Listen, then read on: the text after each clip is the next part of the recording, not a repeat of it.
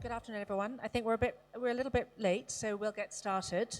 Thank you for coming to the Masterclass, this session on mastering transparency, navigating disclosure, and strategic reporting. I'm Helena Fung, Head of Sustainable Finance and Investment for the London Stock Exchange Group. I'm going to introduce my fellow participants in the Masterclass, and then I'm going to hand over to David, and then we have a series of short presentations, and then at the end we'll take your questions. So I'll start by introducing Chunchuk Wong, Director of Bursa Intelligence at the Bursa Malaysia Exchange. CC supervises the digital data and connectivity solutions for the group and directs the commercial strategy for the wider ecosystem's sustainability transition, which includes cross-exchange partnerships and collaborations, sustainable finance initiatives, and the FTSE for Good Bursa Malaysia franchise. I'm sure people in the room know CC very well. I'll introduce next David Carlin. David leads the risk programming at UNEP Finance Initiative, so UNEP FI, collaborating with more than 100 financial institutions on climate scenarios, risk assessments, and sustainability regulation. He guides global financial actors in adopting environmental risk management best practices and currently advises UNEP FI's task force on nature-related financial disclosures, so TNFD, and the Net Zero Banking Alliance. As I said, we're going to go through a series of short presentations. David is going to kick us off. I think he has to leave at 4 o'clock, so I'll hand over to David, and then CC and I will take you through our sessions, and then we'll open the floor for Q&A. So David, over to you. Yeah, thanks so much. It's a pleasure to be here and really glad to be speaking with all of you this afternoon. As mentioned, I know we're a little bit behind, so I'll do what I can to give you some content-rich remarks and hand off to a few of my fellow experts to talk about this. And I think one of the benefits of having these conversations in different regions is that we can learn from each other, and we can also learn from comparing practices across the world, especially on topics so important like climate risk and sustainability-related disclosures. So as many of you know, since 2017, the TCFD, or Task Force on Climate-Related Financial Disclosures, is the guiding principles that are voluntary for climate-related financial disclosure. However, in 2021, at the 26th Conference of the Parties, or COP26, the International Sustainability Standards Board was founded by the IFRS Foundation. And the founding of that was aimed to really provide coherence and comparability across a number of different areas, specifically around climate, but also broader sustainability. Because right now, the landscape of sustainability disclosures is fairly vast. There are initiatives like the Global Reporting Initiative, GRI, initiatives like CDP, which used to be known as the Carbon Disclosure Project, and many others. And so as a result of that, part of the goal was to ensure between these voluntary initiatives and the emerging mandatory initiatives, which I'll mention shortly, a real need to support alignment and connection. And so the last 2 years, the ISSB has worked on standards, and in June came out with S1, a standard focused on climate, broader sustainability, and S2, the standard focused more specifically on climate. As a result of that, what we have is a need to see how this affects the current landscape. And so what the ISSB has done has largely been a consolidation. What that means is for things like the TCFD, the ISSB is taking over their responsibilities for evaluating the overall state of climate-related financial disclosures in the market. And many people will ask, oh, does this mean we have to report both a TCFD report and an ISSB report?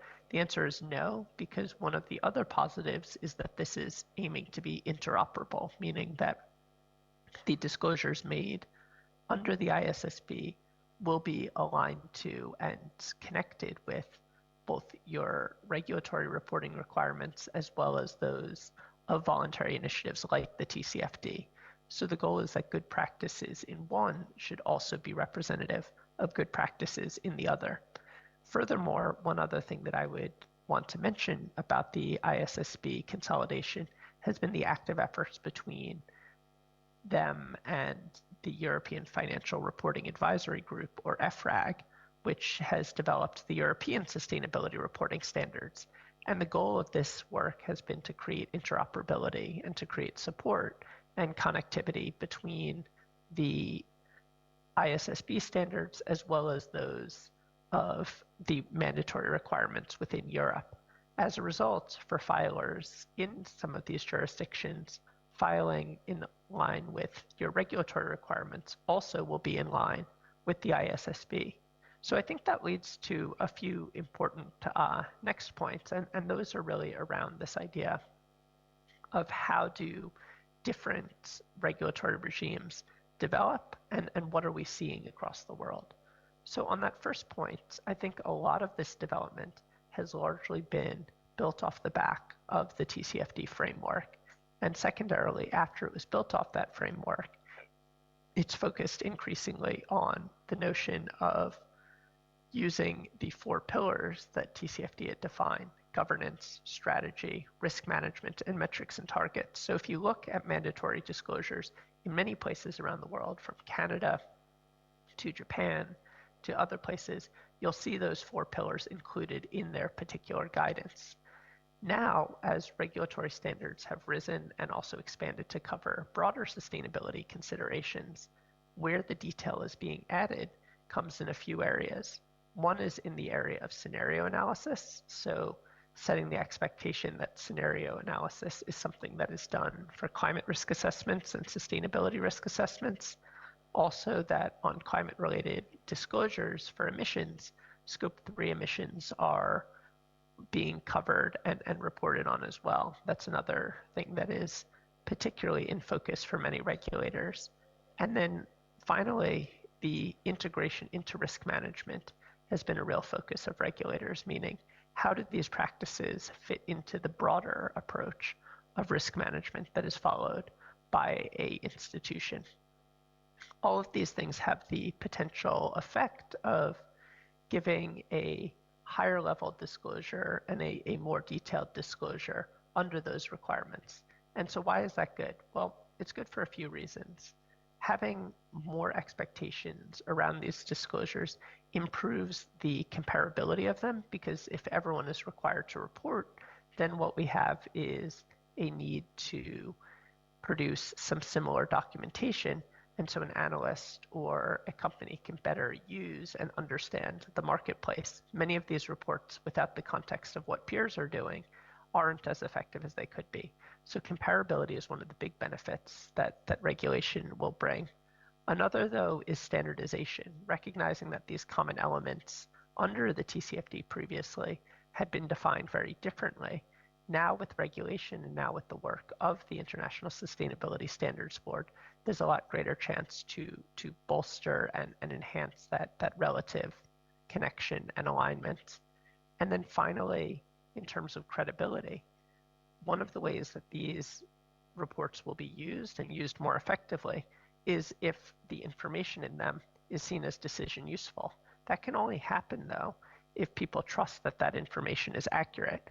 And so while many of these regulators haven't explicitly required a full auditing or full assurance, many of them have brought up this concept of limited assurance, which is this notion that while not all the statements can be fully signed off on, somebody external and independent has looked over them and reviewed them, in the same way that the expectation is done for financial statements. All of this leads ultimately to better disclosures, but importantly, more usable disclosures. I think these are some of the trends that we're seeing globally. We also are seeing implementation questions, and I'll talk about that last. So when it comes to implementation questions, I think some of the challenges we're seeing are around data and in some cases the lack of data. This is particularly true for smaller and medium-sized enterprises and say their emissions footprint, or for locations that don't really have good physical risk data. And yet at the same time, we're seeing a lot of really positive steps, and we're seeing a lot of progress in the areas of data. And so that's one area that we hope will continue to improve over time with new modeling, new techniques. The other is the overall reporting burden itself. Many institutions don't necessarily have the staff or the skills in-house to do this, and yet it may not be sustainable in the long term to only be hiring consultants. So the capacity building and technical assistance piece is really relevant here and particularly important as people try to make decisions and people try to improve their own reporting. Finally, I would say another challenge is really integration, and this is something regulators are looking for, but this question of not creating a parallel structure, but really creating a structure that is reinforced by the nature of the disclosures. So if analysis is being done, it's being integrated and included in board level dashboards. It's being considered in terms of risk management policies and procedures. And that integration ultimately is kind of the final step where these things really do begin to have a financial relevance and financial impact. So that's a little bit of an overview. I know we'll talk a little more specifically about the local context as well as some of the particular elements of the ISSB disclosure in some of the next speakers' remarks. So I'm very eager to hear those and really glad to be here with you. Thank you, David. That's great. So that, I think, opens us up very nicely from a more international perspective. I'm going to follow that up by touching on some of the points that David has just started us up on. And I have some slides. So let me see if I can get them up. Is there somebody in the room that can? Okay, I think they're coming. So I'll hang on a minute until the slides are available.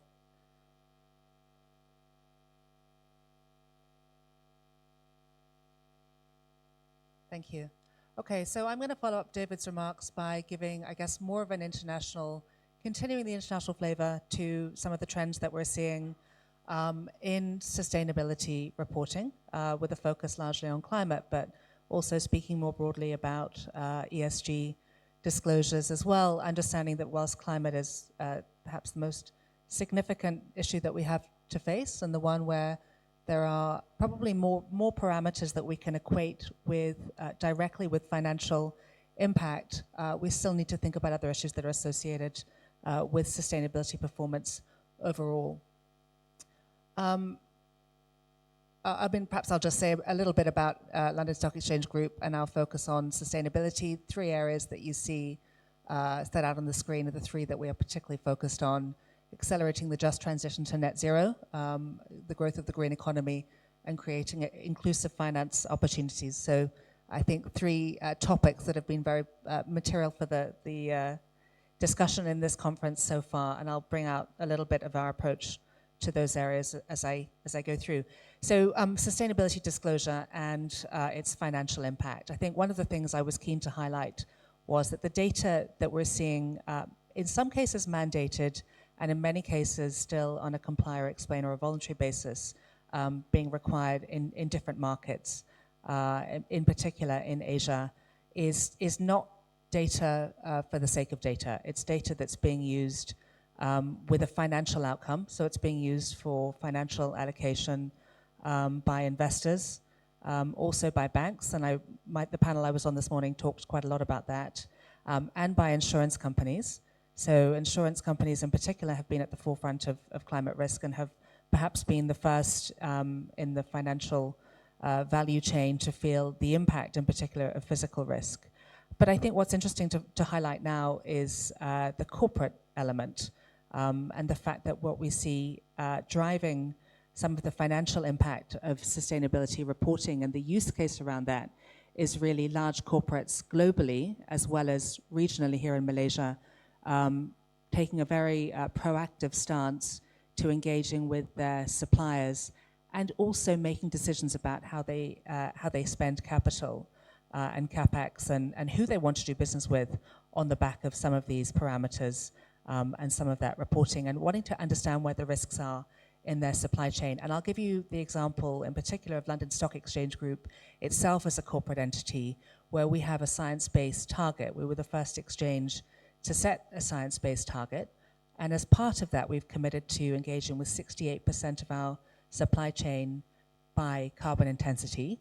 That is a small number of companies. We have thousands of suppliers. It's actually only 120 companies, right? But we're engaging with those companies and then looking for them to make their own science-based targets. And obviously, there are about 2,000 companies or in excess of that globally who also have a science-based target. If they're doing the same thing, as they will be, then you'll see there's enormous potential for the trickle-down effect. And that's only one element of supply chain engagement. So we can really see that financial decisions are being driven by sustainability disclosures. So it's not data that doesn't have a practical and meaningful implication for companies. So I think that's a really important point to start with. And I also wanted to reiterate what David said.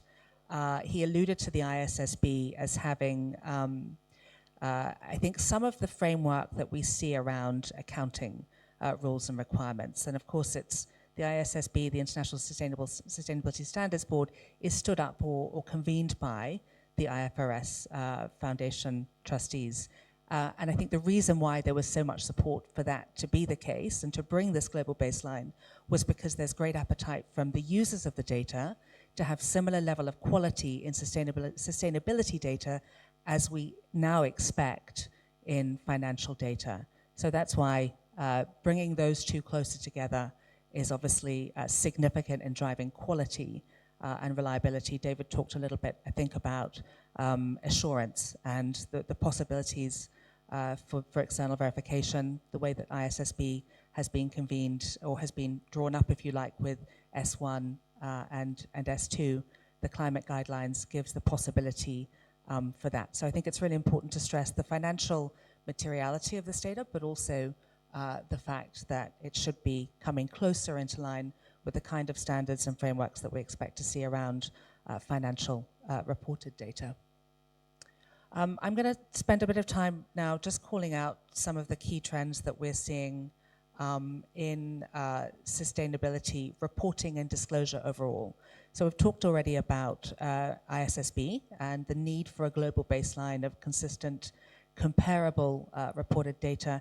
In particular on climate, ISSB will be growing. I think they've just done a consultation to gather opinion on the topics they should focus on next. So we'll see more of that baseline of consistent, comparable reporting coming through. But I wanted to emphasize also a couple of other shifts that we're seeing that I think it's important to be aware of. And I would just also say on the ISSB, there is a proportionality element to that as well, so that costs incurred in reporting should be applicable to the costs faced by the business. So the materiality aspect, which again is actually an accounting concept, is a key one to note there also. Taxonomies is the other element that I wanted to highlight. There's been a lot of focus on taxonomies, including here in Malaysia with the CCPT. And of course, on the other side of risk lies opportunity. So this is where companies can also use their disclosure and their communication with investors and with other stakeholders to talk about what they're doing, to to respond to the opportunity in the transition and to produce both green and transition-aligned products and services, and to, again, create a level of understanding and communication in the market as the basis of for both reducing risk but also increasing exposure to green technologies. We know from our own research that taxonomy aligned data is actually quite scarce.